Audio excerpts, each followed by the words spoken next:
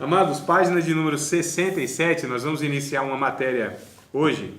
A matéria é chamada didática.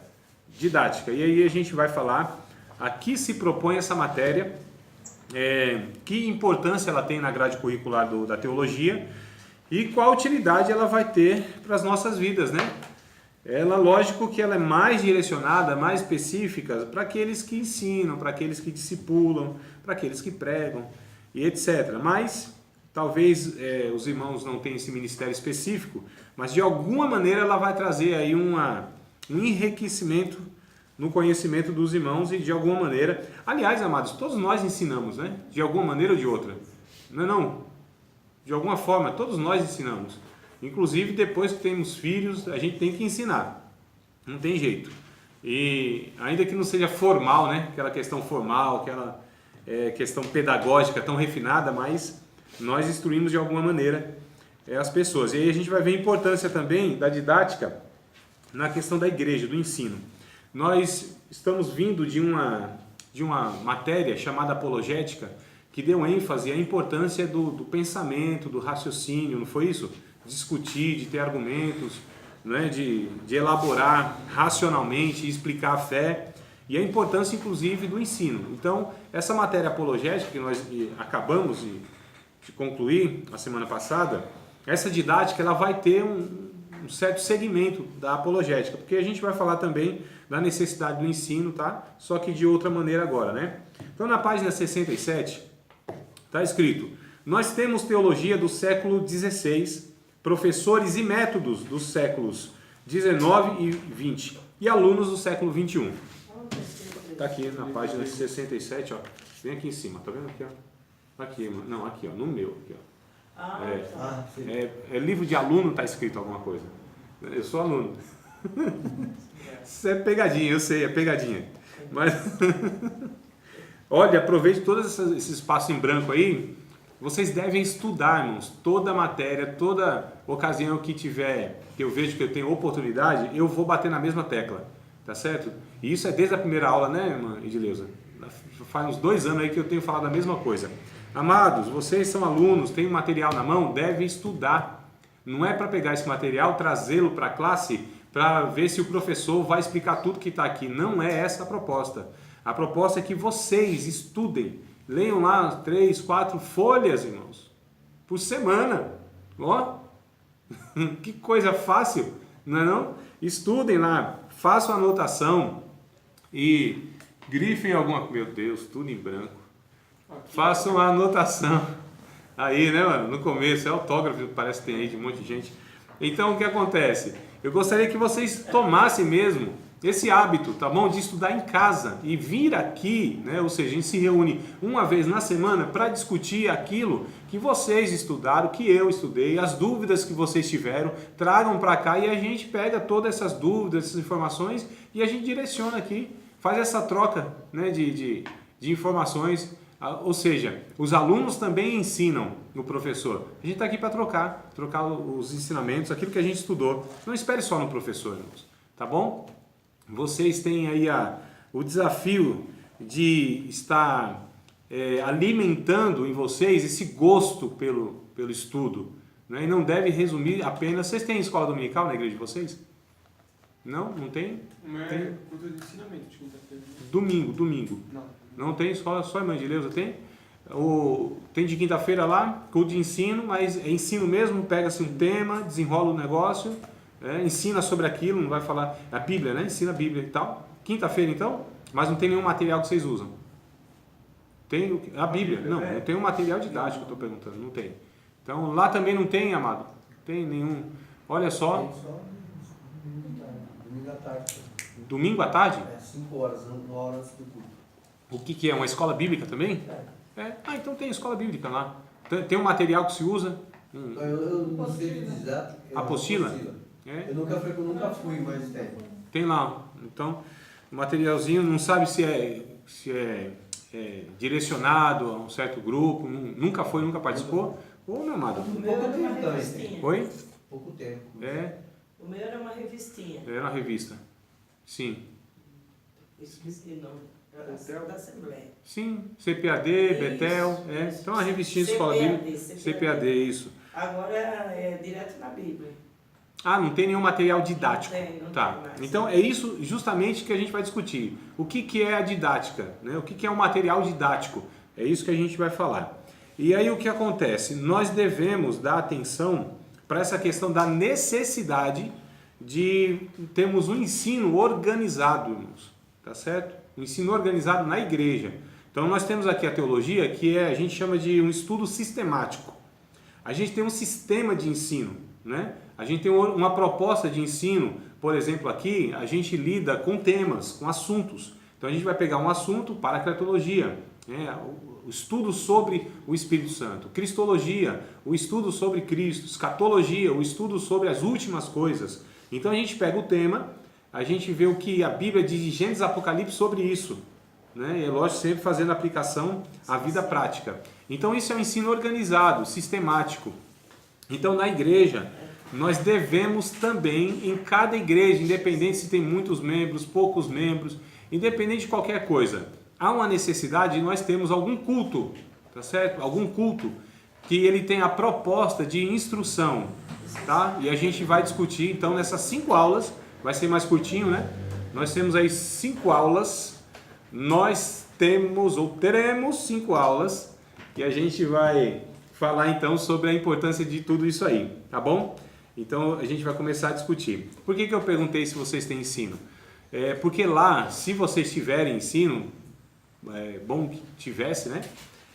Se tiver um material didático, que é um material que se usa para direcionar o estudo, além da Bíblia, lógico, né? Claro que a Bíblia, ela sempre vai ser uma fonte para nós. E qualquer outro material didático, ela sempre vai remeter à Bíblia. Sempre vai buscar lá a fonte de afirmação na Bíblia. Mas a gente precisa ter, por exemplo, nós não temos o nosso livro aqui, isso aqui é um material didático, é um livro, né? Então, o que tem aqui? Tem a proposta de cada tema. Mas da onde a gente extrai as afirmações de cada declaração aqui? Da Bíblia. Então, é lógico que a Bíblia sempre vai ser a nossa fonte única de autoridade. Porém, nós precisamos ter um outro material, é bom que tenha outro material, que ele dê uma direção daquilo que a gente está propondo. Por exemplo, se eu quero ensinar, eu vou falar sobre, mês que vem, se não me falha a memória, né? Julho, isso. No final de julho, possivelmente, última semana de julho, eu vou falar sobre o suicídio. Então, um tema que me deram lá para tratar num culto para jovens, inclusive, né? Culto com jovens, foi o tema sobre suicídio. Então, é claro que eu vou ter que pegar materiais que falem sobre isso. Mas como a gente está se referindo a cristãos, inclusive, então eu vou pegar o que a Bíblia fala então sobre suicídio, né? Então eu preciso ter aí materiais diversos e lógico, a fonte de autoridade, de princípios e valores sempre será a Bíblia, mas nós precisamos ter algo organizado para a gente direcionar. Amados, tudo tem que ser organizado, porque tem gente que fala assim, eu não faço teologia. Mentira! Todo cristão faz teologia. Todo cristão faz de alguma maneira. O que é a teologia? A declaração a respeito de Deus, não é? Então se eu falo assim, Deus é bom, o que é isso? É uma frase teológica, não é? Eu estou definindo a virtude de Deus, a bondade. Então se a pessoa fala, Deus é bom, Deus é poderoso, né? Deus é digno de glória, então tudo isso é uma declaração teológica. O que a gente tem que perguntar é, essa pessoa faz teologia organizada ou não? Intencional ou não? Proposital ou não? Relevante ou não? Proveitosa ou não? Mas faz, irmão. Todo cristão, você lê a Bíblia, está fazendo teologia. Por que ele vai fazer? Ele vai fazer uma interpretação daquilo que ele lê, que é o que a gente chama de hermenêutica, né? Só que aí ele está interpretando como? Sem regra nenhuma, do jeito que ele acha? Ou então vai sentar e ver quais são as regras de hermenêutica para a gente interpretar a Bíblia adequadamente. Ah, eu não aprendo de homem nenhum, aprendo só de Deus. Aí eu pergunto, essa pessoa tem um pastor? Deve ter, né? Geralmente tem um pastor. Aí eu pergunto, esse pastor é Deus ou é homem? Então se ela ouve o pastor, ela está aprendendo de homem. Sério, mano. Que não tem lógica nenhuma certos pensamentos e declarações, não é? Ah, não, mas a gente num sermão, preparar alguma coisa, tem que ser assim, o que o Espírito dá na hora. Aí a gente atribui tudo o que é organizado não pode vir de Deus. Se a gente quer organizar alguma coisa, isso não pode vir de Deus. Agora, tudo que é desorganizado, né, sem preparo nenhum, aí isso é do Espírito Santo. Então, o que a gente percebe? Uma incoerência, uma falta de bom senso, uma loucura total na cabeça de muitas pessoas, de muitos irmãos, que muitas vezes declaram coisas e nem pensam no que falam. Né? Falam porque ouviram, alguém colocou na cabeça delas que é assim, e elas vão perpetuando isso. Então a nossa proposta é organizar, irmão, apenas organizar, apenas encontrar meios para alcançar pessoas, porque nós entendemos que nós temos pessoas distintas na igreja. Eu não falo com a mesma linguagem com vocês e com adolescentes. Né? Se Deus quiser, no mês que vem, ou talvez no final desse mês, vou começar a dar aula aos domingos para os juniores, os meninos lá de 10, 11, 12, 13 anos. Então a linguagem é outra, a dinâmica é outra, a abordagem é outra, né? Então a gente tem uma outra proposta, a gente leva de uma maneira diferente o conteúdo que é o mesmo. Então o conteúdo não muda, é Bíblia, princípio bíblico, ensino bíblico, doutrina bíblica, mas a forma, a maneira que a gente apresenta, a linguagem que a gente usa, os métodos que a gente utiliza para a gente levar esse ensino, então, esses adolescentes, vai ser diferente do que, por exemplo, para um casal, ou para casais, né? Ou para adultos, ou para jovens, de repente de 20, 25 anos, é diferente. E eu não falo com a mesma linguagem para crianças, por exemplo, também, como eu falo para os adolescentes. Então, o que a gente percebe é que nós temos na igreja diferentes públicos. Vamos ler o texto de 1 João, capítulo de número 2. Vamos pegar o texto bíblico. E a Bíblia vai mostrando isso, né? Vai mostrando essa realidade. Que nós temos diferentes públicos na igreja. É por isso que muitas vezes, irmão, nós somos ineficazes na comunicação, na abordagem. É por isso que muitas vezes nós somos desinteressantes para muitas pessoas. 1 João capítulo 2. Calma que a gente já leu o versículo aí, só para vocês olharem aqui para mim, não ficar procurando aí. Vocês não prestam atenção, não. É por isso, irmão, amados, porque muitos ensinos são totalmente assim, desinteressantes mesmo. Porque às vezes a gente está lidando com um público, por exemplo, se eu falo da forma que eu falo para vocês, para outros adultos talvez seria interessante. Mas para adolescentes não, para criança muito menos. E elas não iam entender nada de nada. A gente muitas vezes pega as crianças, coloca 2 horas sentada no banco frio, duro, que é, não é não, no culto, e quer que elas fiquem 2 horas prestando atenção num camarada que elas não entendem nada do que está falando, irmão. Nada, não tem noção, não entende. Linguagem totalmente esquisita para elas, não faz sentido, né? E a gente ainda briga com as coitadinhas das crianças, cheio de energia, cheio de vida, cheio de ânimo. E elas vão ficar ali 30 minutos, 40 minutos olhando para uma pessoa e não entendendo nada. Eu não ficaria. Se eu pudesse, eu saia correndo. É ou não é, amados? Então percebe como a gente... Culto infantil, essencial na igreja, para que a gente alcance as crianças. Né? Um ambiente adequado, pessoas preparadas para aquele público, que tenha metodologias... Isso, que tenha metodologias, que tenha didática, que tenha formas, aí ó, que tenha formas, irmãos, que alcance, que saiba lidar com o lúdico, né? Que saiba, no caso, distinguir, inclusive, como você alcança criança de, talvez lá de 4 a 6 anos, de 7 a 11, né? De formas diferentes. Você não vai colocar uma criança de 10 anos junto com uma de 4. Tinha esse falando sobre isso daí no livro EBD. Sim. Sim, a gente está falando estudo. Tudo que é estudo envolve a sistemática, o estudo que é EBD, apologética, didática, outras que são relacionadas ao ensino, elas vão ter essas abordagens parecidas, né? É que os enfoques são diferentes. No caso do EBD, a gente estava discutindo da história e importância da escola bíblica dominical, no caso, né? Então, a gente até discutiu um pouquinho, mas nem tanto, aqui vai ser mais técnico. Então, aqui a gente vai abordar essas questões mais específicas. É que a EBD, ela também... Ela diz respeito ao ensino, porque é escola bíblica, né? Dominical, porque é domingo. Se for sábado, é sabatina. Se for quinta, é quinta. Então é escola bíblica. Não importa o dia também. O domingo não é sagrado, irmão. Então talvez a igreja fale, não, domingo a gente não vai querer. Tudo bem, não tem problema. Não é sagrado o domingo. Não tem que ser o domingo, tem que ter um ensino. O dia mais adequado para cada igreja, para cada comunidade de fé. Né? Se é numa casa, então... que seja numa casa. Talvez não quer usar a igreja, talvez um negócio menor, talvez quer dividir em grupos. Nossa, isso é excelente, irmãos. Excelente. Então, eu participei de uma igreja que nós tínhamos quinzenal. Então, terça-feira era culto de ensino para toda a igreja, né? Forma litúrgica de um culto mesmo. No sentido assim, tinha lá os louvores e ensino bíblico, um tema tal. Era quase que uma pregação, mas não era pregação, era mais voltado mesmo à instrução. E na outra terça, então, nós tínhamos um encontro de grupos, onde tinha várias salas na igreja, onde nós nos reuníamos. Então, os homens se reuniam aqui, as mulheres ali, as crianças aqui de tal faixa etária, outros grupos de crianças de tal faixa etária, adolescentes, jovens, e a gente fazia então o quê? Se reunia por faixa etária e por gênero. E aí nós tratávamos o quê? Dependendo do gênero e da faixa etária, o assunto concernente. Então, os homens, nós vamos falar sobre paternidade, sobre a responsabilidade como sacerdote no lar, né? O exercício mesmo do sacerdócio, o homem com essa responsabilidade, mantenedor da casa, e das mulheres, o seu papel como mãe, como ajudadora no lar, né? Os seus desafios que ela enfrenta na sociedade, onde ela tem que sair de casa para trabalhar e mesmo assim ainda tem que dar conta da casa, a dificuldade da dupla jornada que a mulher tem, e dos adolescentes, a dificuldade na puberdade, a sexualidade, e os jovens, a entrada na faculdade, na universidade, o período escolar, e as crianças. Aí a gente ia trabalhar de outras formas.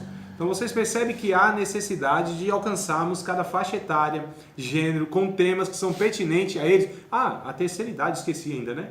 A terceira idade, chamo de melhor idade, mas eu acho que não é melhor idade não. Melhor idade, mano. Cheio de dor, dificuldade, descendo ladeira abaixo. A gente ameniza, né? Terceira idade. Colocaram melhor idade aí, mas perguntar para uns, não sabe se é melhor não. Pra gente se sentir melhor, né?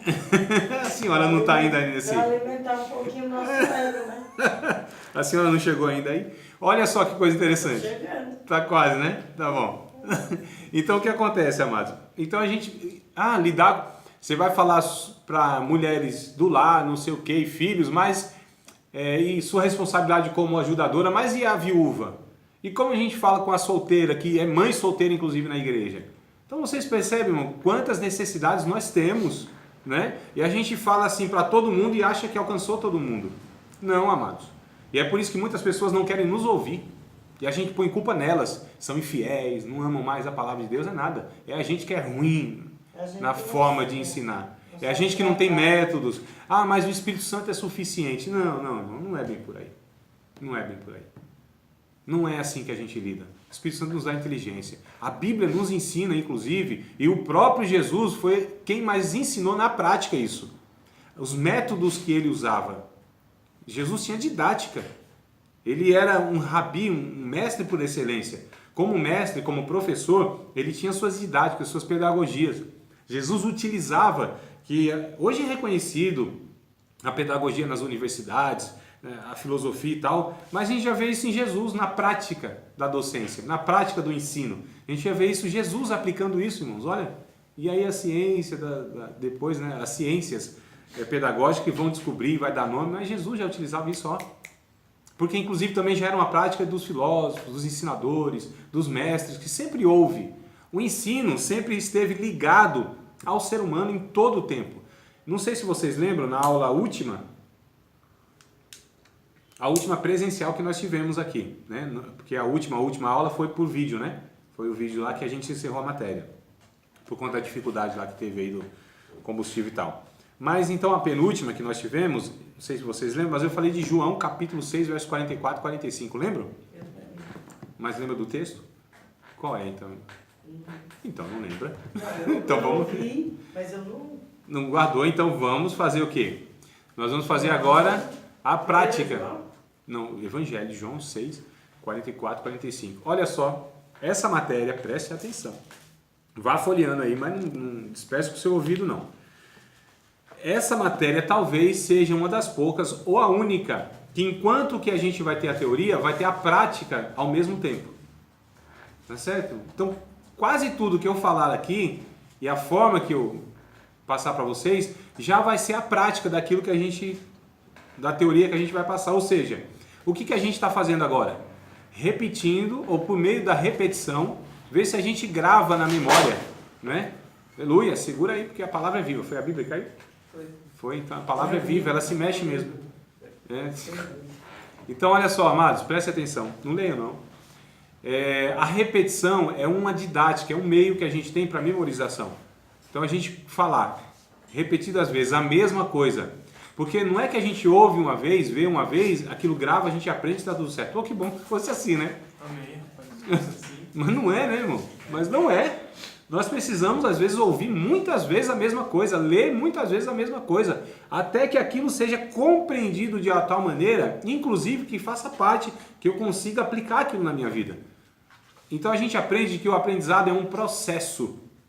E aí cada um tem o seu tempo de processo até que esse aprendizado seja concluído. E um aprendizado só é reconhecido como aprendizado quando a pessoa faz, pratica, não é quando ela entende na sua compreensão, ela entende na sua mente.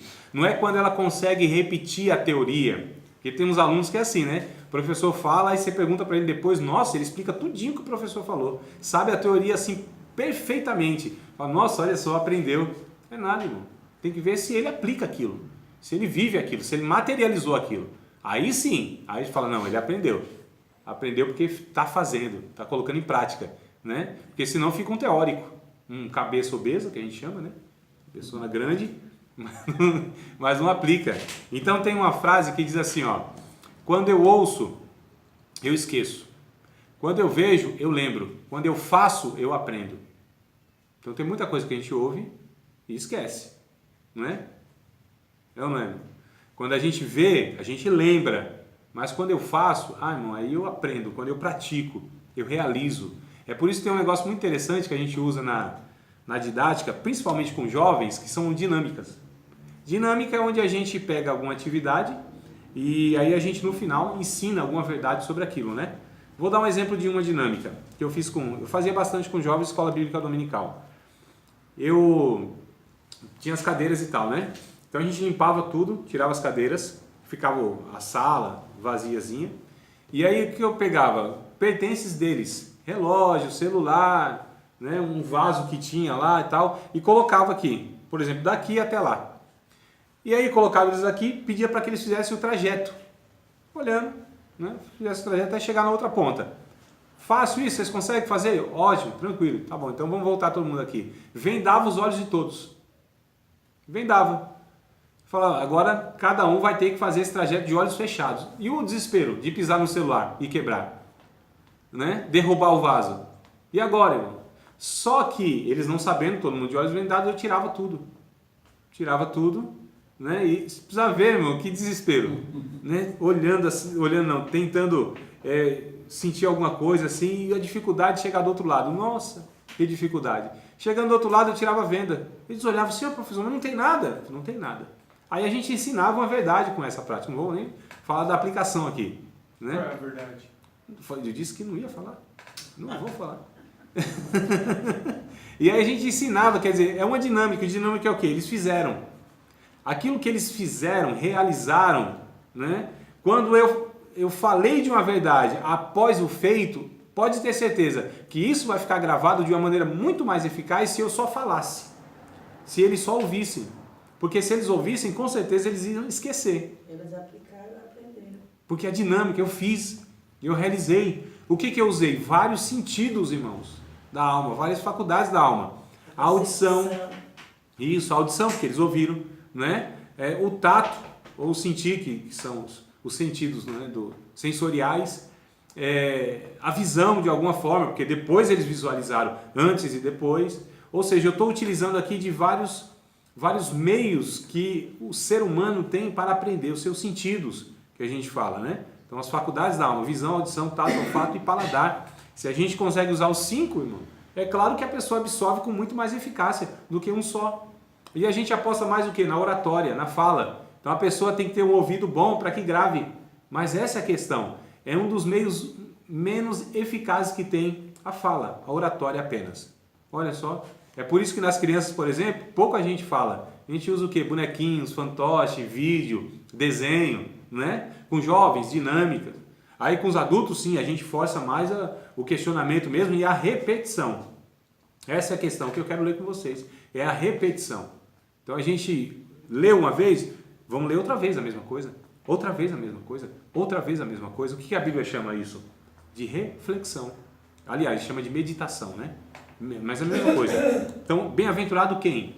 Quem medita na lei do Senhor. O que é meditar? É refletir, pensar diversas vezes, irmão. Ler diversas vezes, até que aquilo grude, até que aquilo grave, né? Não é decorar, aquilo gravar mesmo. Então a Bíblia diz que a gente tem que refletir. E o que é a reflexão? É a flexão de novo. Entendeu? O que é a reflexão? É flexionar de novo. Não tem a flexão, Marão? Flexão? Flexão o quê? O exercício. E a reflexão? O exercício de novo. Então, é o exercício várias vezes. É reflexão. Refletir de novo. Flexionar de novo. Exercitar. E pelo exercício da repetição, aí a gente vai aprendendo. Não é assim que a gente faz com os filhos quando são pequenos? É que a gente não tem paciência. E para quem ensina precisa ter muita paciência. Muita. Não é pouca, não. Aliás, paciência não, tem que ter muita perseverança. A gente pega para os filhos, né? E a gente bravo, porque já falou umas 200 vezes a mesma coisa e o menino repete ainda o erro.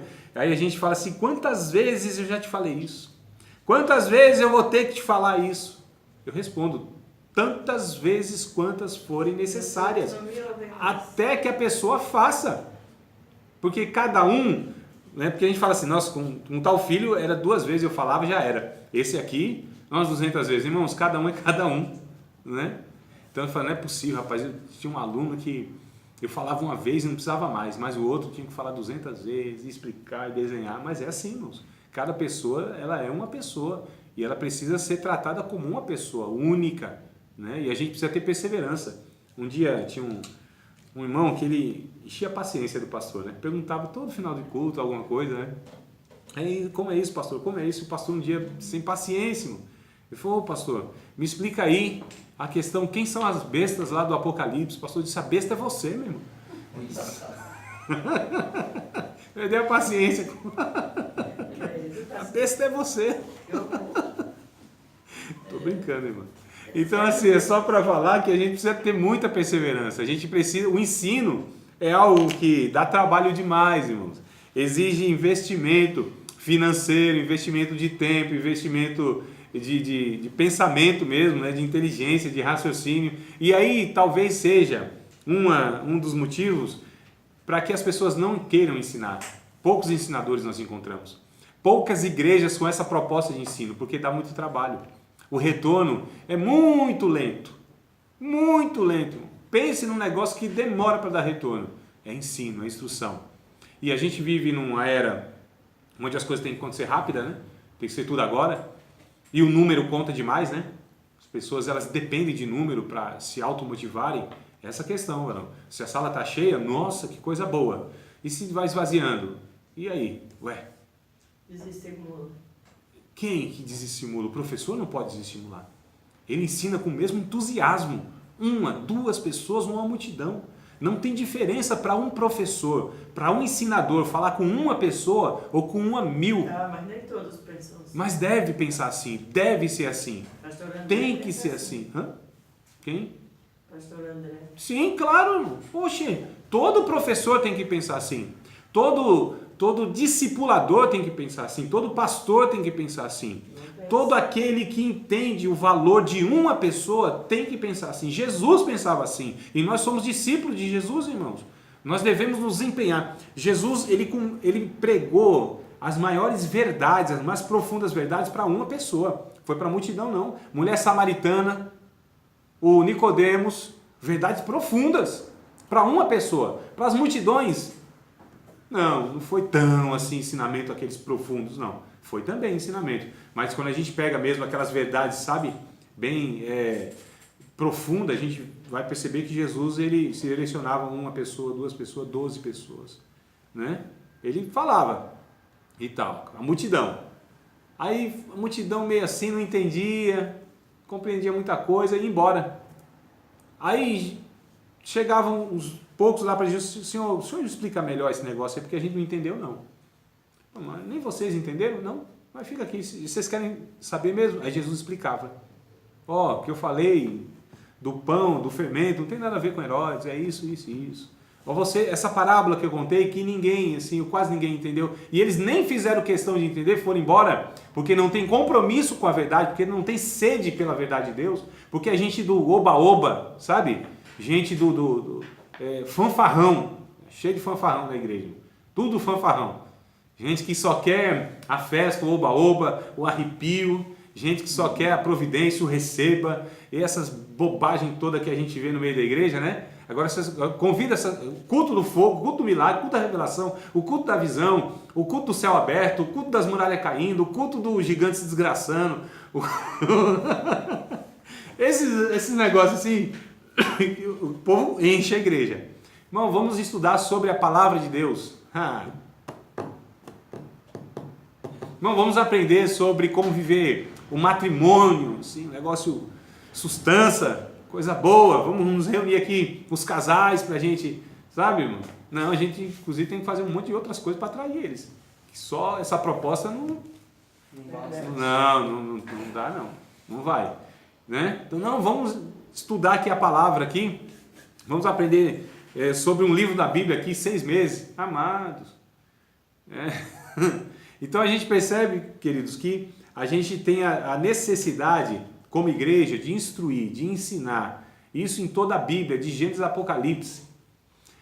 E, aliás, o João, né, antes que eu perca aí o fio da meada, o João 6, 44, 45, que é o que a gente está fazendo agora, lendo a mesma coisa, que já leu, já ouviu, mas você esquecer, diz o seguinte, e a declaração minha a respeito desse tema aí, ou desse versículo, melhor dizendo, aliás, eu declarei uma coisa, depois eu peguei o versículo para reforçar que a minha declaração tinha base bíblica, né? Que eu disse que Deus só traz pessoas a si por meio do ensino. Deus só traz pessoas a si por meio do ensino. O único meio. Não existe outro meio que Deus traga pessoas a si. Parece ser um absurdo o que eu estou falando. Mas parando para refletir bem, é verdade, porque se você for evangelizar alguém, você vai estar ensinando. Sim. Claro. Então, sim, já há uma coerência com esse versículo. sim. Você não pode chegar assim, vamos para a igreja e já era, que a pessoa, tá bom, vamos. Do nada assim, sem você pregar, falar sobre os atributos de Deus, falar que a pessoa é pecador, falar que só Jesus Cristo salva, sabe, toda aquela... Sim. Aí a pessoa vai aprender, vai saber que ela é pecador, vai ter a convicção que ela é pecador e que ela precisa de um salvador. Sim, claro. Aí ela vai querer saber mais, vai ter aquela sede.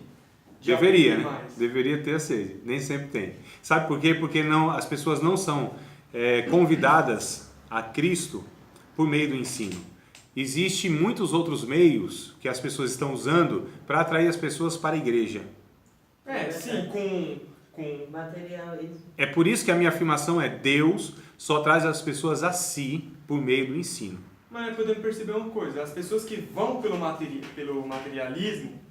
Não é só materialismo, Erickson, são outros motivos e outras carências. Agora essas pessoas não é Deus atraindo essas pessoas. São muitos de nós, chamados de cristãos, que propõem algo e da forma que propõem não é instrução, não é discipular, porque Jesus só deu uma ordem para nós: ide fazer discípulos. E de fazer aprendizes, e de fazer alunos meus, não é? Então, tem muitas pessoas que elas são atraídas às igrejas e supostamente atraídas a Deus, mas a gente percebe que essas pessoas não crescem em Deus, não amadurecem no Evangelho, não crescem em Cristo. Cristo não é formada nessas pessoas a ponto de nós percebermos isso, né, ano após ano. Elas não são mudadas na natureza e não vão crescendo na maturidade cristã. Isso é evidente pela qualidade que se vive no matrimônio, na família, nos negócios, na própria igreja, a forma que elas lidam com os problemas da vida. Então essas pessoas elas foram atraídas por outras coisas. Elas são mantidas por outros meios na igreja, mas não através do ensino. Todo aquele que vai a Cristo, ou vem a Cristo, né, por meio de Deus, do Pai, e o Pai traz por um único meio, pelo ensino, pela instrução. pela palavra instrutiva. Jesus, irmãos, nunca pregou como nós pregamos. Nunca pregou da forma que nós pregamos. Nunca apresentou o evangelho da forma que nós apresentamos. Nunca usou apelativos da forma que nós usamos. Nunca propôs aquilo que nós propomos nas mensagens no final delas. Pelo contrário, se Jesus pregasse mesmo o que ele pregou hoje, e se nós reproduzíssemos de fato o que Jesus ensinou para a gente, que está na boca de Jesus, amados, nós teríamos igrejas quase que vazias, pode ter certeza. Agora, aqueles que viessem, aqueles que permanecessem, aqueles que abraçassem o evangelho, seriam gente madura, gente que enfrentaria a morte, a perseguição, gente que jamais deixaria o evangelho. Agora hoje, irmãos, meu Deus, quanta superficialidade que tem. Vocês vivem na igreja como eu vivo. Eu vivo há uns 20 anos e eu sei muito bem da superficialidade das relações. Eu sei muito bem que ainda tem pessoas que estão lá 10, 15, 20 anos e ainda tem pecados, irmãos, que são infantis, né? Gente ainda que é necessário você ensinar as coisas básicas do Evangelho. E o que diz Hebreus, capítulo de número 5, verso de número 12 e 13? Vamos ler o texto, depois tu pergunta, depois lê o texto. E ainda eu vou para João, que eu não li, só comentei. Vamos lá, mano, calma. Pergunte agora não. Não é pergunta não, acho. 5:12? Não. Pode ler? Capítulo 5, eu acho que é 12 e 13, é isso? É. 12 e 13? Então lê, por favor, Erickson. Embora a esta altura já devesse ser mestre, vocês precisam de alguém que lhe ensine novamente os princípios elementares da palavra de Deus. Estão precisando de leite e não de alimento sólido. Quem se alimenta de leite ainda é criança e não tem experiência no ensino da justiça. Mas o alimento sólido é para os adultos, os quais pelo exercício constante tornaram-se aptos para discernir tanto o bem quanto ao mal. Isso, então o autor dos Hebreus está dizendo que, olha, pelo tempo que vocês já têm, os cristãos hebreus, vocês já deveriam ser mestres. Mas é necessário que ensine para vocês ainda os princípios elementares, as coisas básicas. Não fale mal do irmão, né? Não tenha inveja do outro, não seja egoísta. O que é isso, irmãos? Isso é o beabá do Evangelho. Né? Isso é cartilha, o caminho suave de Jesus. Quem lembra da cartilha Caminho Suave? Só pouquíssimos. Caminho Suave é uma cartilha que tinha bem um tempo atrás. E que coisa boa, né, irmão? Coisa boa. É o que? Música? Não. Era uma cartilha, mano, que se usava na escola. Mas o que acontece? Então, introdução à leitura. Isso, é coisa básica, é coisa assim que era o início, né? Era o início. Então, nós percebemos que as pessoas não crescem. Por que não crescem? Não há instrução, não há ensinamento, não há discipulado. O discipulado é muito trabalhoso. O discipulado não é no coletivo. O discipulado é no individual, irmãos. E aí, nessa geração que a gente vive do coletivo, de pessoas tratarem sempre na questão de multidões, né? Alcançar várias pessoas, de pregar de púlpito e falar para 100, 200, 300, 400, 500 pessoas, essas pessoas acham que estão discipulando eficazmente. Faz parte do discipulado isso também, mas não é o suficiente e não é o mais eficaz. É mais uma ferramenta que se tem do discipulado, que é a pregação instrutiva. Mas o discipulado se faz individualmente, é fazer discípulos, é gerar discípulos, né? É caminhar com a pessoa, é ensiná-la, assim como o pai faz com o filho, irmãos. Da mesma forma, acompanha seu crescimento, vai corrigindo as coisas no caminho. É por isso que a Bíblia diz: ensina o menino no caminho. Não é ensinar o caminho. Então, as pessoas muitas vezes ensinam o caminho, mas não no caminho. E a Bíblia diz para ensinar no caminho. Há uma diferença enorme. Ensinar o caminho é assim: onde fica o posto Ipiranga? Aí eu falo assim, ó, desce aqui as escadas, né? Aí você vai passar, tem outro lance de escada, você desce no estacionamento da igreja, você sai no portão, vira à esquerda, atravessa o farol, você vai estar no posto Ipiranga. Eu ensinei o quê? O caminho. Ensinar no caminho. Onde fica o posto Ipiranga, André? Aí eu levanto. pego você, vamos. Aí no caminho eu vou falando, tá vendo? Ó, desce aqui essa escada, passa por aqui, vem aqui, ó, tem um portão, vamos lá, cuidado com o farol, tal. Desce aqui, é aqui, ó. Fui, caminhei com essa pessoa. Ensinei no caminho. No caminho eu fui instruindo. Fui corrigindo os equívocos, os erros. É por isso que muitas vezes a gente ensina o caminho e a pessoa não consegue chegar lá, se perde. Fala, mas rapaz, eu falei tanta coisa, mas no caminho é outra coisa, é muito mais eficaz. Né? Não tem como a pessoa errar. Se eu ensino no caminho, não tem como ela errar. Se eu sei o caminho também, né? Tem que saber o caminho. Então eu sabendo o caminho, ensino no caminho, essa pessoa com certeza vai chegar lá. Agora ensinando o caminho, aí só por Deus, amados. Né? E ainda vai pôr a culpa em quem falou do caminho, que não falou tudo certinho, não corrigiu os erros. Então o que a gente precisa? Dar atenção ao ensino, ao estudo bíblico.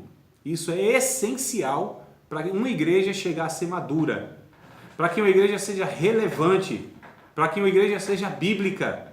Então uma igreja só será bíblica, relevante, tá certo? Se ela tiver como um dos seus pilares o ensino bíblico.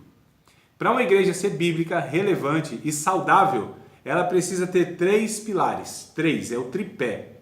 Ela tem que se apoiar nisso. Lembra? Lembra a família, o ensino bíblico e a palavra. Não. No ensino bíblico seria a palavra. Missões, obra missionária. Isso. Então a igreja, para ser bíblica, saudável e relevante, ou seja, faz diferença onde está plantada, ela precisa dar atenção igual, investimento igual, olha só, valor igual a ensino bíblico, a instrução familiar, a trabalhar com conjugalidade, criação de filhos, a família em si e obra missionária, irmãos. Se uma igreja não é fundamentada nisso, se ela não é apoiada nesse tripé, ela não é bíblica, ela não é saudável e ela não vai ser relevante. Fato. Então, se um exemplo, se uma igreja tivesse só o apoio à escola bíblica, o ensino bíblico e a família, então ela não seria uma igreja... Tá faltando, tá manca. Vai ficar mancando, mano. Tem 2 pés, falei de 3, vai dar mancada. Vai dar uma mancada no reino de Deus, porque a obra missionária, ela é tanto quanto importante a instrução local. Não tem mais nem menos importante. As 3 são, entendo eu, a proposta bíblica para uma igreja local. É isso, é que cuide e instrua famílias, é para que ensine a palavra de Deus e é para que alcance onde ela puder alcançar com missões urbanas e transculturais. Olha que coisa interessante. Inclusive, amados, é inaceitável, biblicamente falando, é inaceitável que uma pessoa chegue a ser obreiro, pastor, por exemplo, que não tenha um exemplo na família, que não saiba ensinar e que não tenha um coração nas pessoas, ou seja, nas almas. 1 Timóteo, só esse capítulo já define todos esses 3 pontos. 1 Timóteo capítulo 3, não pode chegar a ser pastor, é inadmissível, irmãos. Se a pessoa não é apta para ensinar, não está escrito lá, se não governa bem a sua casa, e se essa pessoa não sabe lidar com as pessoas, se esse obreiro ele não sabe amar a gente, se ele não cuida de gente, não é pastor. Quem é pastor? É um irmão mais experiente que cuida de outros irmãos, de outras pessoas, e que leva outras pessoas a Cristo. Quem é o pastor? É quem ganha almas. Que a gente tem até uma frase aí meio negligente, que diz assim, não, quem gera ovelha é ovelha, pastor não gera ovelha. Que mentira, irmão. Onde está escrito isso? Onde que a Bíblia ensina isso? E que privilégio que você está tirando do pastor, que ele ganha almas, né? Você é pastor preguiçoso, quer ficar lá na sua cadeira, no seu gabinete, e não quer ganhar pessoas para Cristo, Mas as igrejas hoje estão mais preocupadas se o pastor tem carinho, né? Ô, professor, Sim. qual é importante? Uma escola dominical ou um discipulado constante? Não, Discipulado permanente. não é assim o mais importante. O discipulado envolve ensino. A escola bíblica é ensino, ela tem uma proposta. Então as coisas se completam nesse, você entendeu? Elas se completam.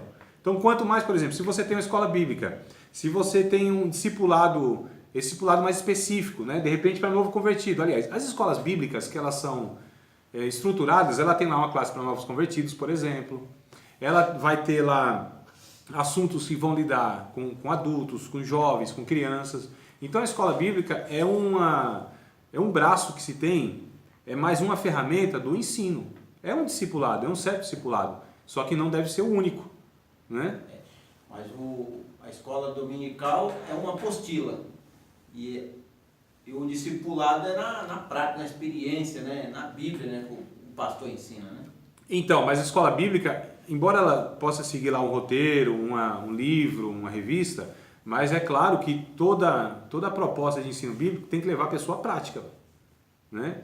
A escola bíblica seria um treinamento para as pessoas discipularem as outras pessoas. Para que a gente se reúne na igreja? Para nós sermos treinados, para que a gente... Irmãos, a igreja deve ser uma comunidade de pastores e cuidadores de gente. Talvez aí seja outro equívoco que se tem, que o ensino só diz respeito ao professor de escola dominical, ao presbítero. Não, amados. É assim, ó, todo irmão mais velho deve cuidar do mais novo, não é? Eu tenho lá em casa agora um menino de 45 dias e tenho outro de 11 anos. Quem que é o pastor desse de 45 dias? Eu? Não, é o de 11 anos. É ele que é o mais próximo, né? É ele que deve cuidar. É lógico que eu não vou dar responsabilidades que vá para além da sua capacidade de menino de 11 anos. Mas ele já entende que ele tem alguma responsabilidade sobre o seu irmãozinho de 45 dias. Tá certo? Eu dou uma responsabilidade à medida da sua capacidade. Quando ele não atende, aí eu que entro. Então seria mais ou menos isso. O pastor é esse que vai dando responsabilidade para os irmãos mais velhos cuidar dos mais novos.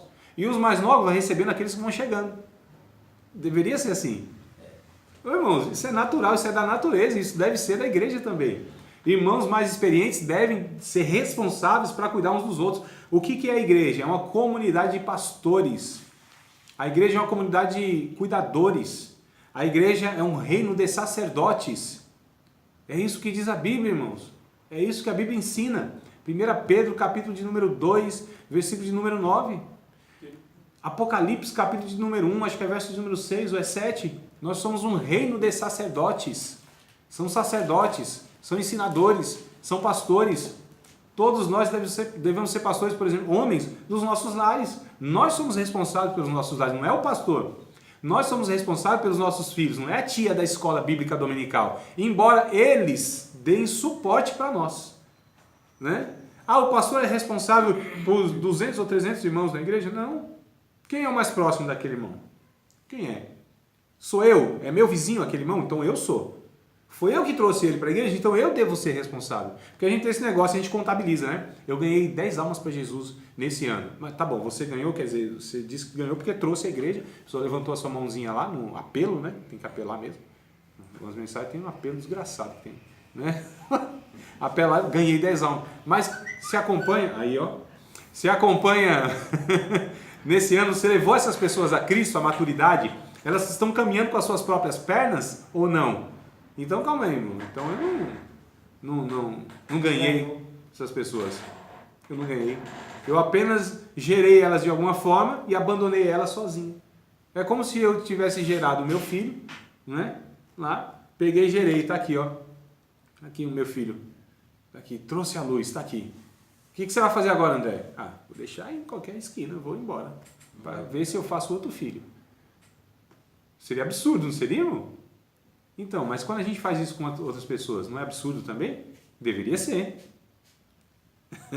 O discurso está muito duro, nós vamos para os comerciais, e aí a gente volta depois. E o ensino é isso mesmo, irmão. É desse tom aqui.